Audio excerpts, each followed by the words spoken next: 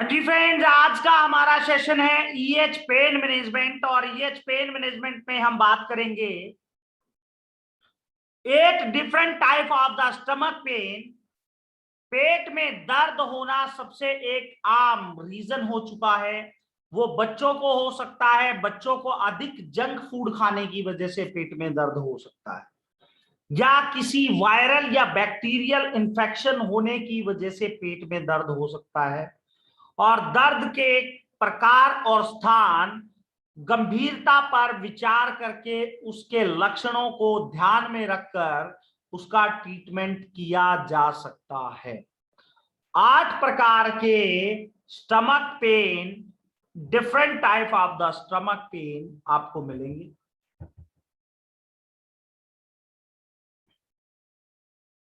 तो पहले हम बात करेंगे sharp jabbing pain in the upper right abdomen. जो पित्ताशय की थैली होती है, गाल ब्लैडर होती है, उसमें बाइल जूस स्टोर होता है जो डाइजेस्टिव सिस्टम में बहुत ज्यादा उपयोगी होता है। यह लीवर और पैंक्रियास से जो पैंक्रिएटिक जूस के साथ मिलकर खाने को तोड़ता है, जो पेट से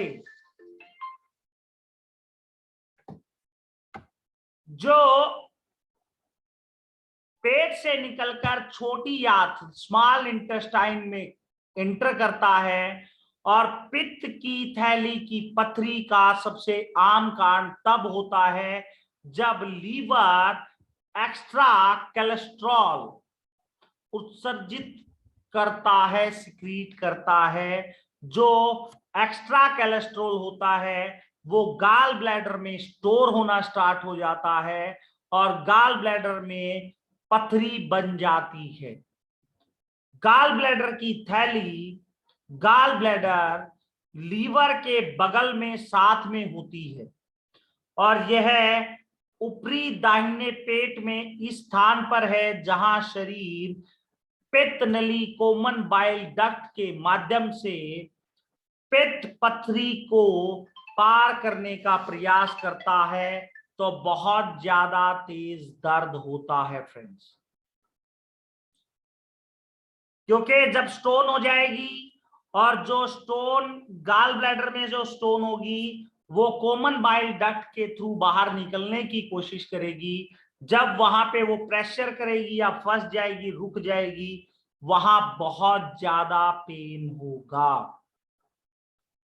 तो उसके लिए आप इलेक्ट्रो होम्योपैथी में S2C2F1 L1 S2C2F1 और L1 को D4 में दे सकते हैं रैपिड डोज में। तो आपको बहुत मिरेकल रिजल्ट्स मिलेंगे फ्रेंड्स, आप सोच भी नहीं सकते हैं वो रिजल्ट्स आपको। Sharp jabbing pain in upper right abdomen, जो गाल स्टोन का पेन होता है उसमें आपको बहुत अच्छे रिजल्ट्स मिलेंगे। इसके आगे हम बात करेंगे अनकंफर्टेबल ब्लॉटिंग। जो डाइजेस्टिव सिस्टम बहुत जरूरी है, हमारे डाइजेस्टिव सिस्टम में जो केमिकल रिएक्शंस होती है वो एक पूरी चेन है। यह जब शरीर पत्तेदार और हरी सब्जियां और बीन जैसे खाद्य पदार्थों को तोड़ रहा होता है तब शरीर में से गैस निकलती है और बहुत अधिक गैस पैदा करने वाले खाद्य पदार्थ जो फूड है हम खाने से हमारे डाइजेस्टिव सिस्टम में गैस की अधिकता हो जाती है जो सूजन की भावना पैदा करती है। यह बहुत सारे कार्बोनेटेड ड्रिंक या जल्दी से खाने पर या बहुत अधिक हवा निगलने पर होता है। इसके अतिरिक्त गैस निश्चित रूप से एक सामान्य और गैर गंभीर स्थिति है। आमतौर पर समय के साथ अपने आप ठीक हो जाती है, बट अनकंफर्टेबल ब्लॉटिंग, भाई कोई पेशेंट ऐसा है जो हरी पत्तेदार सब्जियां खा रहा है या बीन्स खा रहा है, सोर्बिटोल्स ले रहा है, तो वो खाने से बॉडी के अंदर गैस बहुत ज्यादा पैदा होती है। तो इसके लिए इलेक्ट्रो होम्योपैथी में आप S10 और C15 को खाने के साथ देंगे, जिसकी वजह से लेस मात्रा में वो गैस पैदा होगी, और पैदा भी होगी तो वो एक्सक्रीट कर जाएगी, बॉडी से बाहर चली जाएगी।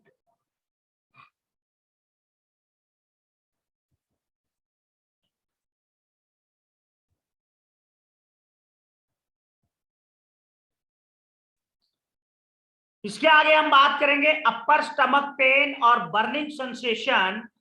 पेप्टिक अल्सर में होता है, और जब पेट की परत आमतौर पर मोटी बलगम की एक परत के साथ लेपित होती है, तो वह अस्तर और कास्टिक पाचक रस के बीच में बाधा के रूप में कार्य करती है। जब म्यूकस बेरियम में समझौता किया जाता है तो इन्फेक्शन शराब पीने से, स्मोकिंग करने से, या कई अदर डाइजेस्टिव सिस्टम डिजीज की वजह से पाचक रस पेट की परत को खा सकता है। ये आप स्क्रीन में भी देख पा रहे होंगे, जो लेयर ऑफ द स्टमक होती है वो डैमेज हो जाती है, जिससे पेट के एसिड को बेअसर करने या कम करने या ध्यान केंद्रित करते हैं, ताकि घाव ठीक हो सके। तो लैक्टो होम्योपैथी में अगर किसी को ऐसी प्रॉब्लम है, पेप्टिक अल्सर की प्रॉब्लम है, तो वहां पे पेप्टिक अल्सर में अपर स्टमक पेन भी होता है, बर्निंग भी बहुत ज्यादा होती है। तो वहां पे अगर उस बंदे को जख्म हो गया है तो S10, C15, A2, C5, S5, GE और L1 को D8 में देना स्टार्ट करेंगे, आपको बहुत मिरेकल रिजल्ट मिलेंगे। हाइपर एसिडिटी अगर पेशेंट को है तो GE के जगह B डाल देंगे, D6 में देना स्टार्ट करेंगे।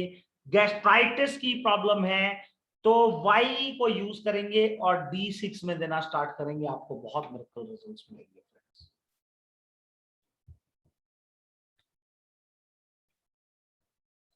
इसके आगे हम बात करेंगे sharp pain in the lower leg side of the abdomen.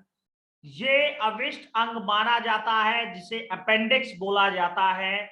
Appendix को आंत वनस्पति के साथ संतुलन बनाए में बहुत महत्वपूर्ण भूमिका निभाता है, क्योंकि अपेंडिक्स के अंदर गुड बैक्टीरियाज होते हैं जो इन्फेक्शन से बचाने का काम करते हैं। जब अपेंडिक्स में सूजन पैदा हो जाती है तो वो बैक्टीरिया उदर गुहा में निकल जाते हैं, जिससे कई प्रकार की प्रॉब्लम्स होती हैं, जिससे पेट के निचले हिस्से में दर्द रहना, उल्टी रहना, बुखार, ये सारी प्रॉब्लम्स एक्यूट अपेंडिसाइटिस में ये सिम्टम्स आपको मिलेंगे। अपेंडिक्स के फटने का खतरा इसमें बहुत ज्यादा होता है। तो इलेक्ट्रो होम्योपैथी में आप F1, C10, C15, L1, A2, S5, C5 और YE ये चीज देंगे तो आपको बेटर रिजल्ट्स मिलेंगे। अगर अपेंडिसाइटिस फट जाती है, उसको दोबारा से रिपेयर करने के लिए आप रैपिड डोज में बी पीना स्टार्ट करेंगे, जिससे इंटरनल ब्लीडिंग बंद हो जाए।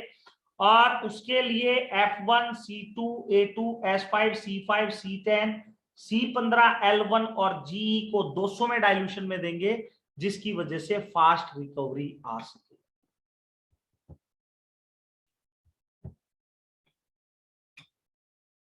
Journal abdomen pain with diarrhoea, gastroenteritis, gastrointestinal tract की सूजन, जिसमें आमतौर पर पेट पे दर्द या छोटी आंत शामिल होती है। जो गैस्ट्रोइंटराइटिस, जो एक इन्फेक्शन डायरिया भी कहा जाता है, यह वायरस के कारण होता है। नोरो वायरस सामान्य कारण का एक एग्जाम्पल है। वायरल इन्फेक्शन सूजन का कारण बनता है, और यह बदले में दस्त, पेट में दर्द और कभी कभी उल्टी भी देता है। तो जर्नल एब्डोमेन पेन और डायरिया में इसमें फीवर भी होता है, तो S10, C10, S3, C3, S10, C10, S3, C3, S11 को D6 में देना स्टार्ट करेंगे, और F1 को रैपिड डोज में देंगे, बहुत मिरेकल रिजल्ट्स मिलेंगे, आपने सोचा भी नहीं होगा। बहुत मिरेकल रिजल्ट्स मिलेंगे। और लेफ्ट कंप्रेस को पेट पे अप्लाई करेंगे, जिससे आपको बेटर रिजल्ट्स मिलेंगे।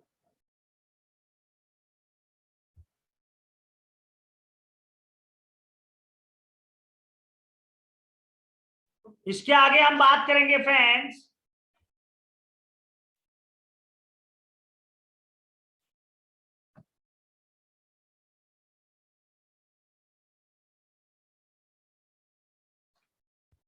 General abdomen pain with bloating, यानी कि आईबीएस उन सिम्टम्स को शो करता है जिनकी पहचान की गई है। पेट दर्द और सूजन के अलावा बहुत से लोगों को कब्ज और दस्त जैसी आंतों में चेंजेस की प्रॉब्लम रहती है, कभी दस्त लग गए, कभी कॉन्स्टिपेशन हो गई।